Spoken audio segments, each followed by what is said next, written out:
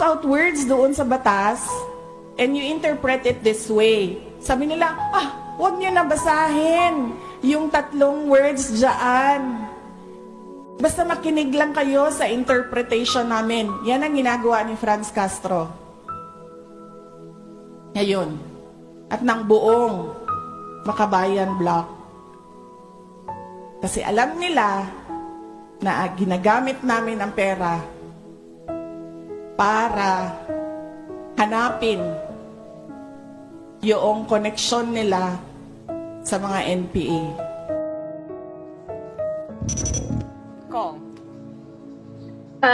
Well, katulad nga na sinabi ko, no, malaya siya na magsalita. Vice President, dapat sine-check niya pa rin yung mga facts na sinasabi niya sa publiko at hindi niya rin trabaho na hanapan kami ng connection namin sa NPA dahil matagal na namin itong sinagot. In fact, may mga kinaso na nga sa amin na disqualification sa COMELEC pero hindi naman nila napatunayan ito na related kami doon sa sinasabi nilang CPP-NPA. At dapat atupagin na lang niya yung problema natin sa education.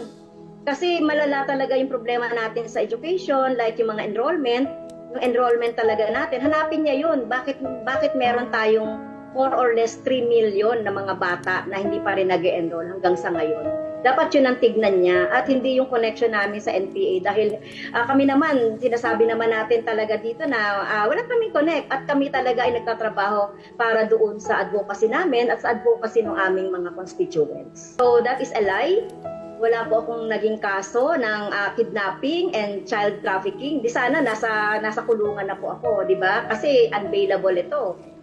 So noong finailan po ako ng kaso noong 2018 doon sa Tagum. So kinaso po nila sa amin 'yan. Kasama diyan si Casatur at saka yung iba pa no ng mga teachers and bishops. Pero yan ay sa level pa lang ng prosecutor, yan ay dinrap na. So meron na tirang trump up cases na child abuse daw na yun ang hinaharap natin sa ngayon mula noong 2018 hanggang ngayon. Nakikita naman natin yung outrage ng ating mga kababayan about this 10 billion.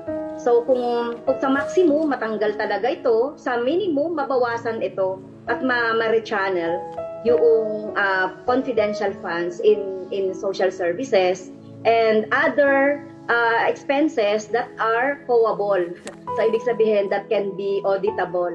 So hindi pwede yung ganitong parang secret lang yung confidential. So win na kami kapag nabawasan at nawala itong confidential fund, lalong-lalo na sa DepEd at itong mabawasan yung confidential fund ni OVP o mawala. So yun na, tsaka yung mga ahensya na hindi naman talaga dapat na merong confidential fund.